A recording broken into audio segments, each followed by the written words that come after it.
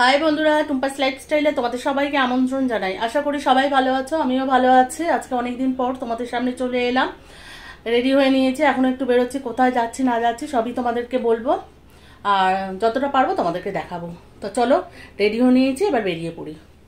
তো দেখো, খুব ভালো হয়েছে। এই একটা আমার ঘর, এই ঠাকুর ঘর। তুমি থাকো। বাহ, কি সুন্দর ঠাকুরের জায়গাটা। আর আমি বলি খালি আমার ঠাকুরের জায়গা নেই। ভালো হয়েছে ঠাকুরের জায়গাটা, কি সুন্দর বসে দেওয়া যায় বলো। সব পুজো আচ্ছা করা ভালো হয়েছে গো, খুব ভালো হয়েছে। নিজেদের বাড়ি, নিজেদের বাড়ি বাথরুম ভালো হচ্ছে। দুনিয়া জিনিস ছড়ানো থাকে বলো। এইগুলো তোমার হাতের কাজের? অনেক সুন্দর হয়েছে। ও, এইখানটা একটু গরম লাগবে বলো। হ্যাঁ, ভালো হয়েছে, অনেক বড়। এই হচ্ছে আমার ছাদ। অনেক ভালো হয়েছে। হ্যাঁ, এই বাড়িটা থাকে। কোন বাড়িটা? এই বাড়িটা আগে উপরে এই জানলার উপরে ঘরে থাকে। ওই যে বন্ধ যে। হ্যাঁ হ্যাঁ হ্যাঁ, একদম অবস্থা খারাপ বাড়িটা। এই নিচ থেকে এইখান থেকে জল টেনে নিয়ে সব করতে হতো। এই কত হারানি হয়ে গেছে। অনেক ভালো হয়েছে।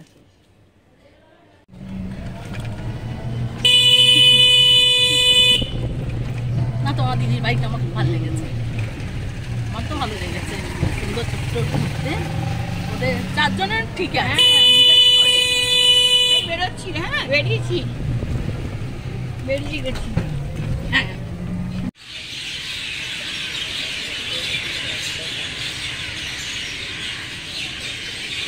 এই যে দেখো, আমরা আজকে বেলুর মঠে চলে এসেছি। যেহেতু আমার বান্ধবী সুজাতা, ওর দিদির বাড়িতে এসেছিলাম, ওর দিদির বাড়ি বেলুরে।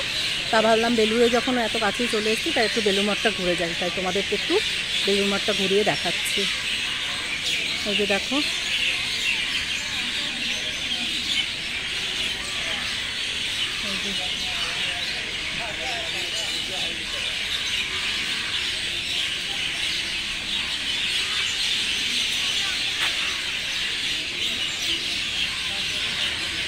দেখো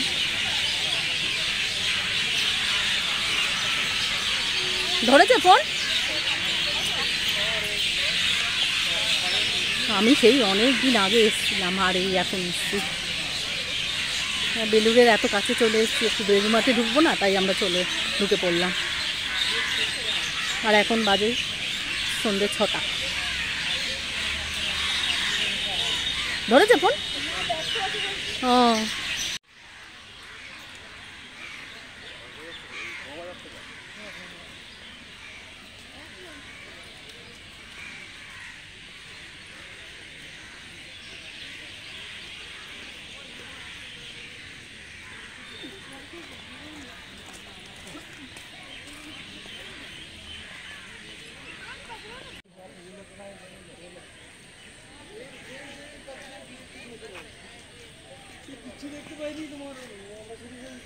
এই যে দেখো, এটা হচ্ছে রামকৃষ্ণ সমন্বয় মন্দির।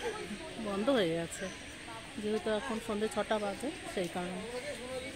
এই যে দেখো, আমরা ভেতরে আর ঢুকতে পারছি না, বাইরে থেকেই দেখাচ্ছি।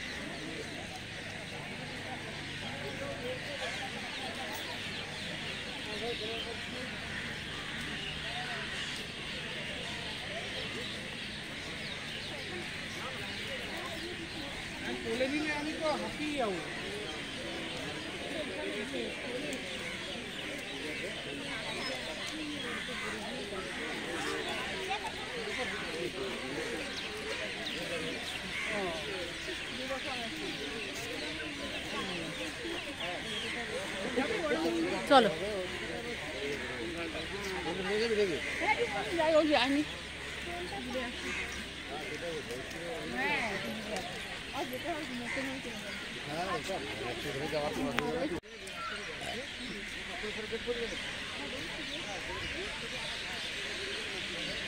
সন্ধ্যা হয়ে গেছে, সেইভাবে তোমাদেরকে দেখাতে পারছি না।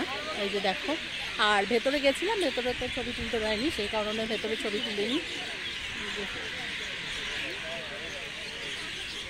খুব সুন্দর লাগছে, অনেক চেঞ্জ হয়ে গেছে আগের থেকে।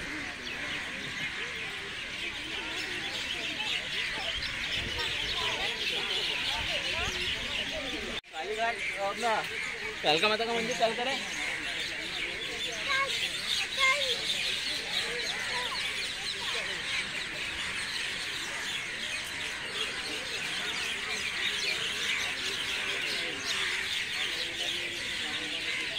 সেইভাবে আসিনি না আমরা, তো এসছি ওই বিকিকে দেখতে। বিকিকে দেখতে এসে ভাবলাম না বেলুড় মাঠের সামনে যখন, তাহলে কেন যাবো না একটু, তাই জন্যই ঢুকলাম।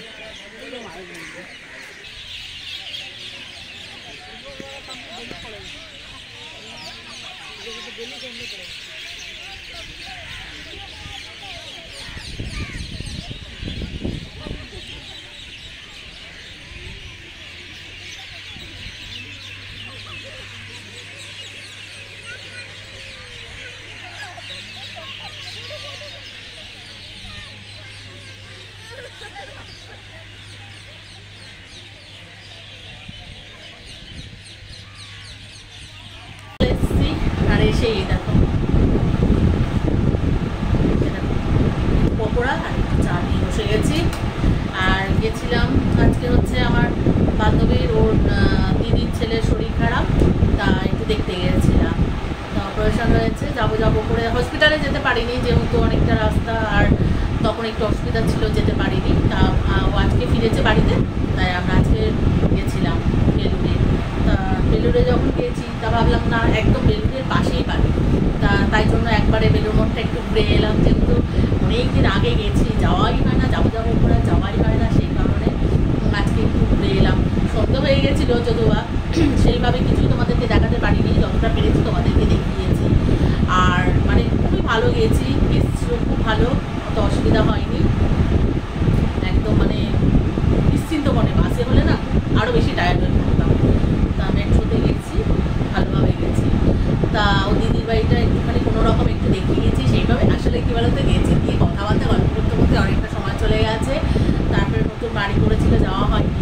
আর দিদির ছেলেকে দেখাতে পারিনি, যেহেতু ও তো শুয়েছিল, সেই রকম অবস্থায় মানে ছিল না, তাই জন্য আমি আর দেখাইনি তোমাদেরকে।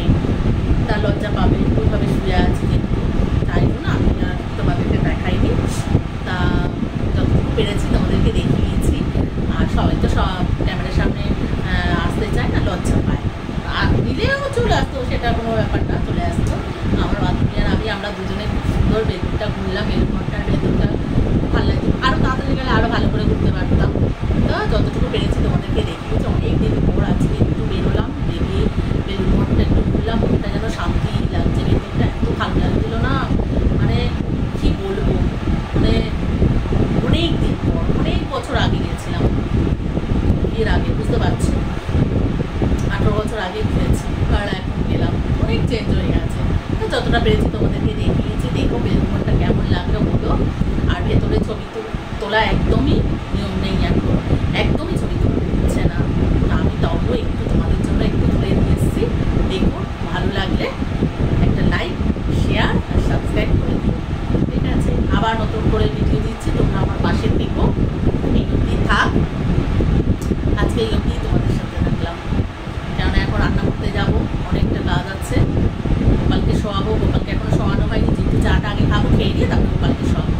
তা ভাবলাম না ভিডিওটা একটু শেষ করে দিই, অনেকটা অলরেডি বড় হয়ে গেছে,